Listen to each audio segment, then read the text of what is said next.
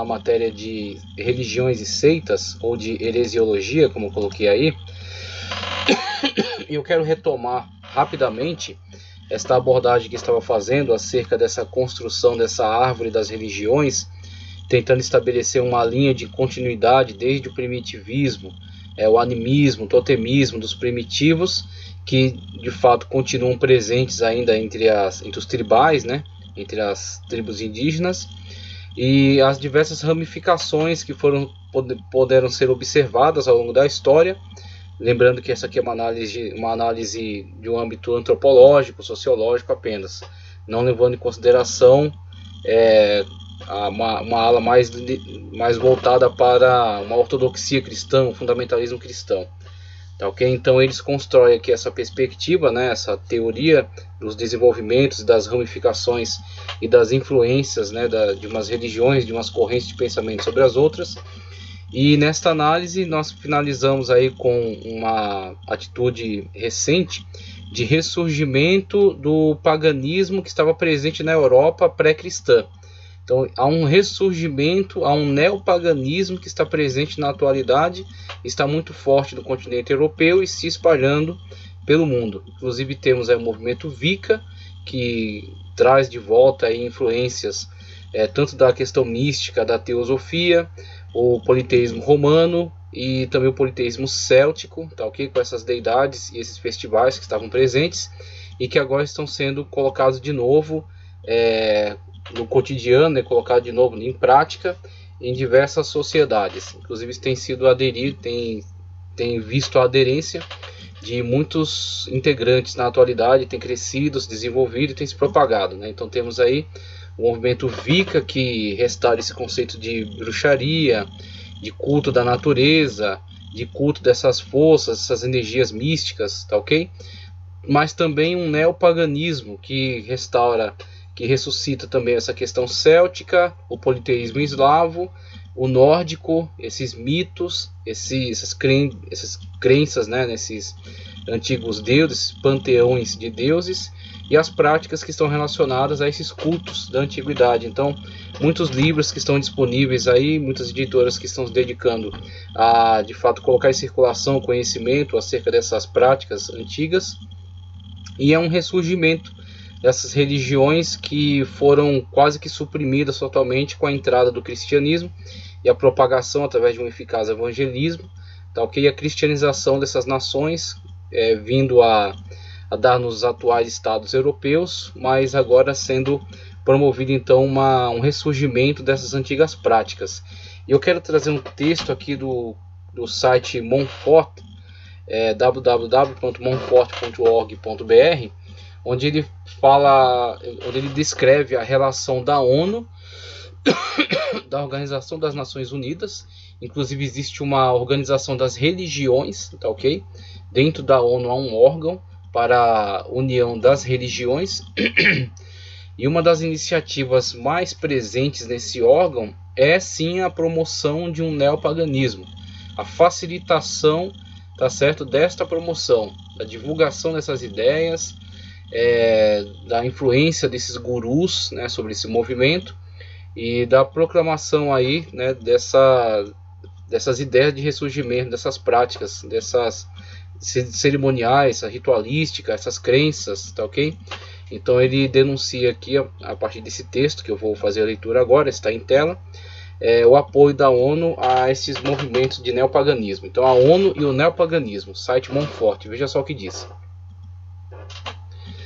Desde a década de 50, a ONU, liderada por seu profeta, entre aspas, visionário, Robert Miller, está num curso específico e premeditado para unir as religiões do mundo. No seu livro Neo Genesis, Shaping a Global Spirituality, Miller não esconde sua agenda. Ele explica como seu antecedente católico levou a, por fim, abraçar o budismo, a religião ateia do antigo secretário-geral da ONU, Rutan.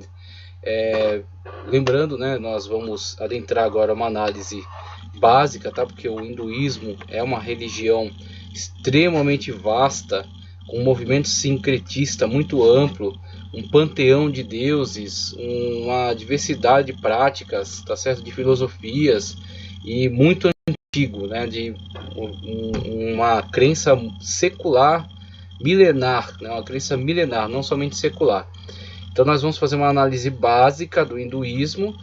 Após isso, veremos algumas seitas, vamos colocar assim, né? Algumas ramificações, alguns galhos, né, que saíram do tronco principal do hinduísmo, que se constituem o budismo e o jainismo, tá?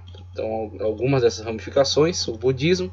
E no budismo, uma diferenciação de conceito que há agora, a partir do seu mestre, né, a partir do seu iniciador, o Siddhartha Gautama, excluindo essa ideia de Deus, de deidade, ou de deuses, né, de panteão divino, de culto a essas entidades superiores, substitui isso por uma meditação e por um desenvolvimento para que o próprio ser humano avance, né, o próprio ser humano evolua e se liberte da roda, né, de necessidades, nascimento, punições, renascimentos, se liberte do, digamos assim, do samsara, né, buscando então o nirvana.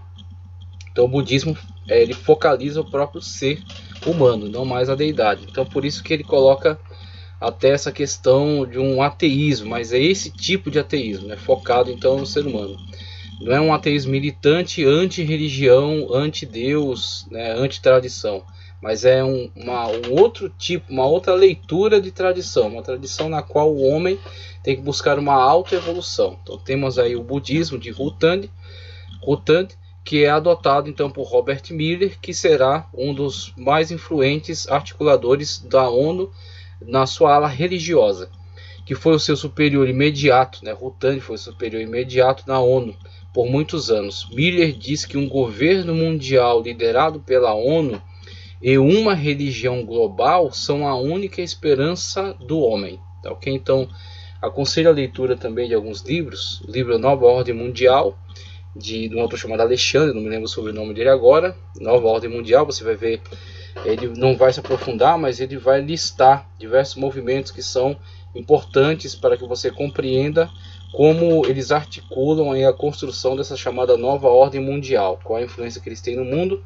e como que de fato o mundo tem sido guiado por lideranças que estão envolvidas com esse movimento da nova ordem mundial, tá, okay? Essa nova forma de governo, nova forma de política, nova forma de ideias, de religião, tá, okay? Então como os movimentos sociais estão ligados a essas ideias de nova ordem mundial e os grupos que atuam nele na atualidade. Então a Nova Ordem Mundial de Alexandre, infelizmente Alexandre Costa, uma coisa assim.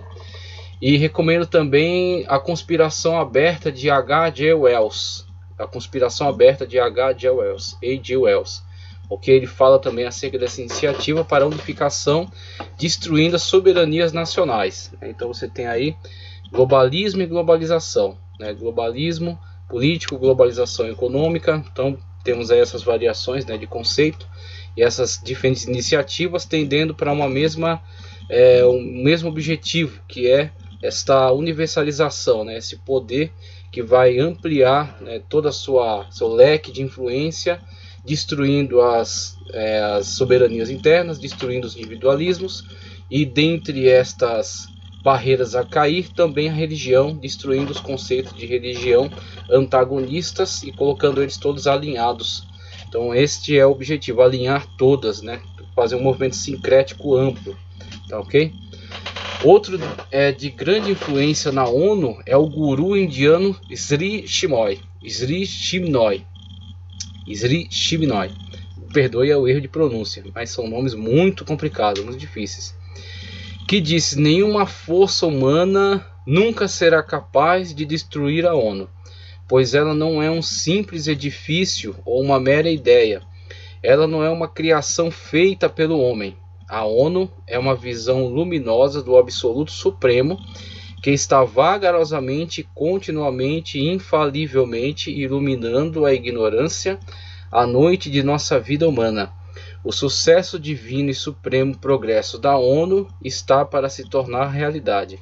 Na hora de sua escolha, o Absoluto Supremo tocará o seu próprio sino de vitória aqui na Terra, através do coração amável e servil das Nações Unidas. Veja a ideia que Sri Chinmoy tem acerca da ONU. Então está no enviesamento sincrético total, né, no sentido de utilizar a ONU como um instrumento de unificação de todos os conceitos religiosos. Então ele é amplamente favorável a essa iniciativa, né? Ele acredita que esta é uma das mais importantes missões da ONU, tanto a questão da destruição das soberanias nacionais, tá, ok? Quanto a destruição também das individualidades, vamos colocar assim, né, das singularidades dos postulados religiosos. Então eles não devem mais ser conflitivos, eles devem se unir, né? Eles devem ser plenamente unificados.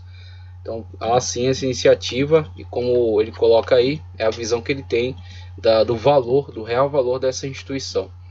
O Parlamento das Religiões Mundiais é outra organização que exerce tremenda influência no novo movimento interreligioso global. Sua conferência de 1993, então temos aí a informação de 93, de lá para cá com certeza a iniciativa tem sido muito ampliada, né? Foi o maior encontro de líderes religiosos da história, junto com cristãos, hindus, judeus e muçulmanos. Na conferência de 93 estiveram presentes sacerdotes voodoo e druidas ligados aos antigos cultos célticos, tá ok? Então as antigas formas, maneiras de expressão religiosa da Europa, que estão sendo ressuscitadas e estão sendo promovidas, né, por estes órgãos.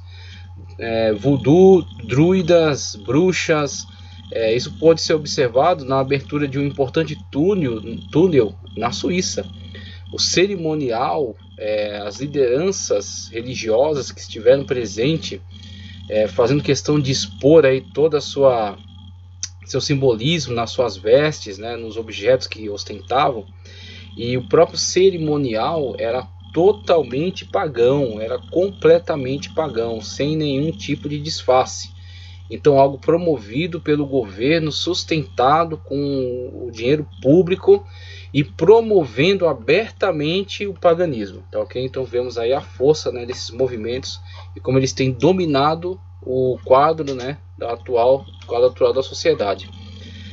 Então voodoo, druidas, bruxas, encantadores de serpentes, zoroastristas, veja que estão presentes ainda, né, no mundo, zoroastristas, adoradores do sol, e representantes da Lucis Trust, uma organização cujo nome original era Lucifer Publishing Company.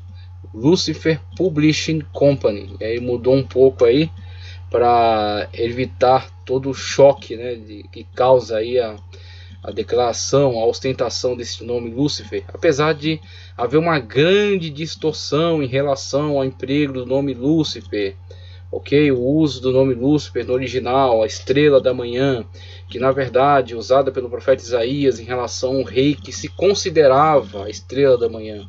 Ele entendia ser, tá ok? Ele entendia que ele tinha esta importância.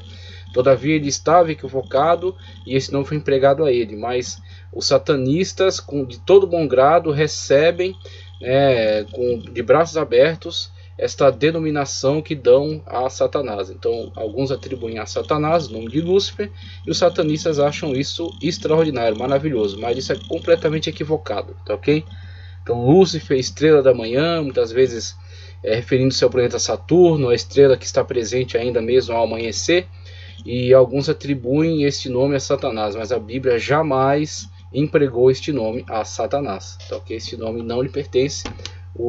Ele foi o querubim ungido, ele foi lançado dos céus diante da sua rebelião, e o nome que a Bíblia Sagrada emprega a ele é Satanás, Shatan, adversário, ou Diabolos, aquele que lança, tá ok? Então temos aí as designações bíblicas para ele, mas ele prefere adotar, os seus correligionais preferem adotar esse apelido, né, que é muito mais honroso. Então isso é uma distorção. Dentre os conceitos promovidos pela conferência estão a necessidade por uma ordem internacional de paz, desarmamento mundial, cortes mundiais, controle global sobre direito de desarmamento mundial. Veja, você observou que isso de fato entrou em nosso contexto social e causou grandes mudanças, né, na nossa sociedade internamente. cortes mundiais, perdão, controle global sobre direitos de propriedade e recursos naturais. Veja aí também, isso até hoje está afetando de uma forma bastante intensa a política, né? Inclusive esses recursos naturais têm sido fonte de debates e de polêmicas na atualidade com relação às infelizes declarações do presidente francês Macron, tentando insinuar que a Amazônia poderia se tornar uma área internacional e assim abrir as fronteiras nacionais do nosso país para a interferência de nações estrangeiras de uma forma totalmente arbitrária, tá ok?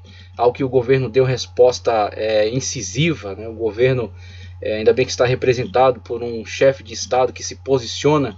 Não estou dizendo que sou favorável a toda e qualquer declaração dele, não sou um seguidor cego, tá ok? Do nosso presidente, mas apoio quando ele toma posições que de fato defendem a soberania nacional, tá ok? E quando rebate muitas dessas falácias que têm sido levantadas contra alguns aspectos da atualidade aí, em relação a desmatamento, em relação a políticas nacionais, em relação a muitas coisas aí que estão sendo debatidas e que muitas das vezes alguns têm medo de tomar posição, têm medo de falar abertamente acerca de coisas polêmicas. E ele não tem esse medo, ele se posiciona, ele tem um lado e ele de fato defendeu veementemente a soberania nacional contra estas articulações internacionais. Mas veja que está também na agenda, é uma agenda que se estende sobre a questão religiosa, questão financeira, questão de soberanias nacionais, né, a política. Então ela tenta abrir um leque sobre esses diversos temas importantes aí na atualidade.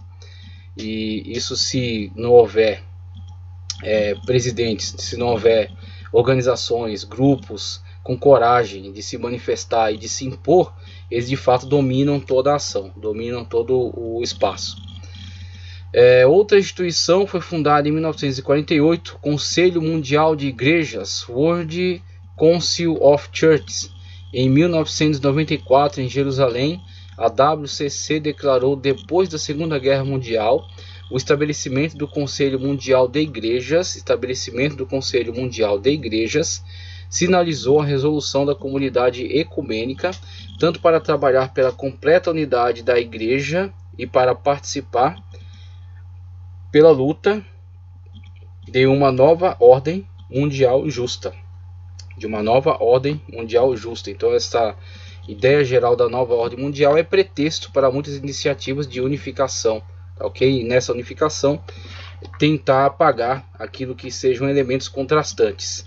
E aí nessa situação você verá a tentativa de transformar, de modificar, de alterar, de manipular muitos conceitos religiosos que eles acreditam ser antagônicos, tá ok? Então quer misturar tudo num liquidificador e fazer uma grande religião mundial, o que será de fato muito útil para o anticristo.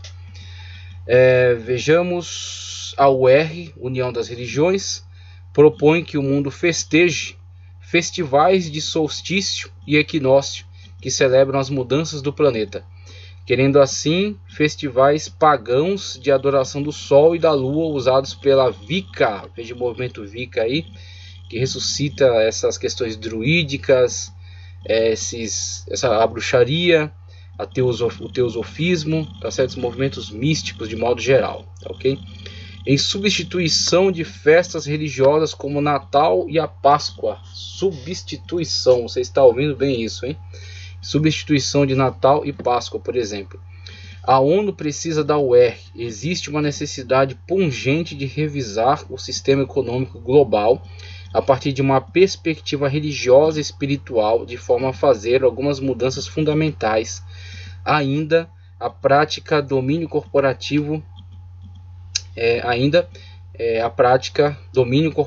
do mundo econômico demanda uma fundação moral e socialmente responsável. Sem unidade religiosa, o governo mundial não tem chance. Então, religiões unidas, ok? Então veja aí como eles têm se posicionado, de fato entendido que esta iniciativa é fundamental, é imprescindível, é uma condição sine qua non para estabelecer de fato uma unificação mundial. Então passa pela questão religiosa, é fundamental, e entende que seja imprescindível. Então com isso temos a promoção das linhas religiosas, dos movimentos religiosos que facilmente promovem um sincretismo, ok?